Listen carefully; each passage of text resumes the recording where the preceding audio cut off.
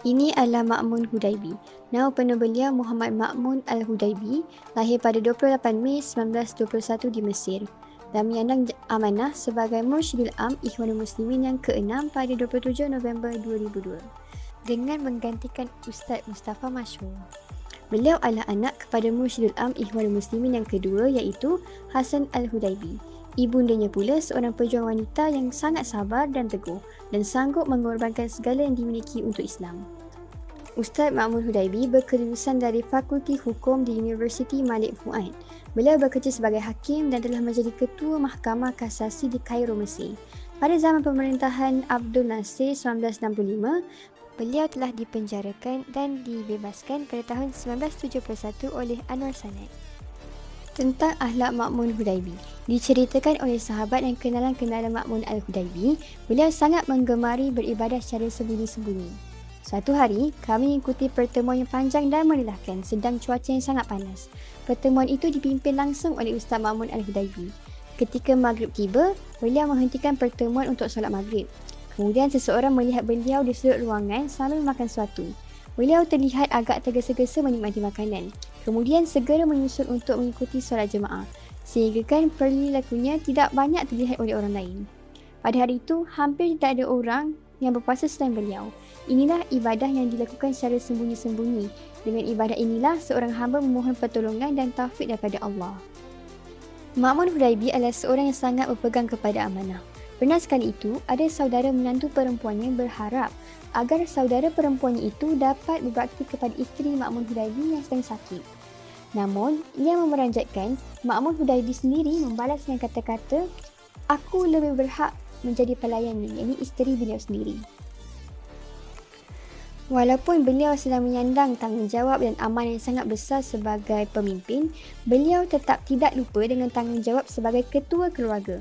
Perkara ini sangat tidak aneh apabila beliau sangat berpegang dengan kata-kata Allahu rayatuna wa rasul qudwatuna. Sangat ikhlas dalam beramal dan sangat ingin mencontohi Rasulullah dalam menjadi Muslim dalam setiap posisi.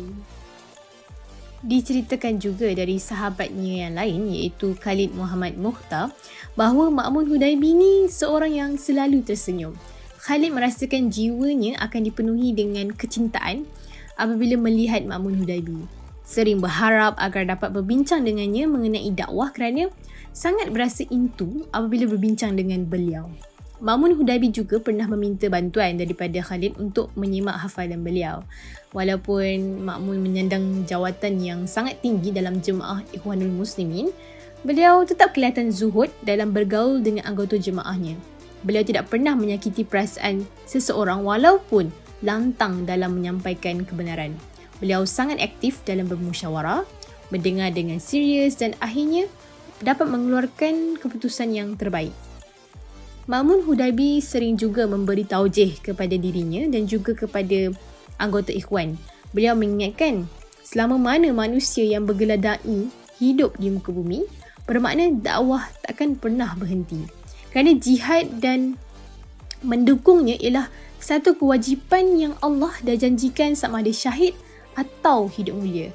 Antara kenyataan pahit dunia, umat selesa dalam kehinaan sekularisme di mana-mana, perubahan yang amat dirindukan adalah pemerintahan kekhalifahan yang di dalamnya ada manusia yang berpegang pada Quran dan Sunnah.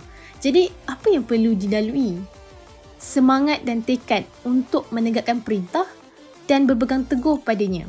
Dakwah ilallah bil hikmah, mauziah hasanah, dialog yang baik. Apa ertinya usaha tanpa doa pada yang esa? Ma'mun Hudaibi menemui ajal pada 9 Januari 2004 lalu digantikan oleh Muhammad Mahdi Akif. Beliau telah menjadi teladan dalam keteguhan memegang kebenaran. Beliau pernah menasihatkan anggota jemaahnya, jalan dakwah ini tidak ditaburi bunga-bunga dan wangi-wangian, tetapi jalan ini penuh dengan duri. Beliau sangat menekankan metod dakwah wajib berdasarkan Al-Quran dan As-Sunnah. Jasadnya mati, namun hakikatnya beliau hidup atas perjuangan-perjuangan yang ditinggalkan untuk disambung oleh generasi seterusnya.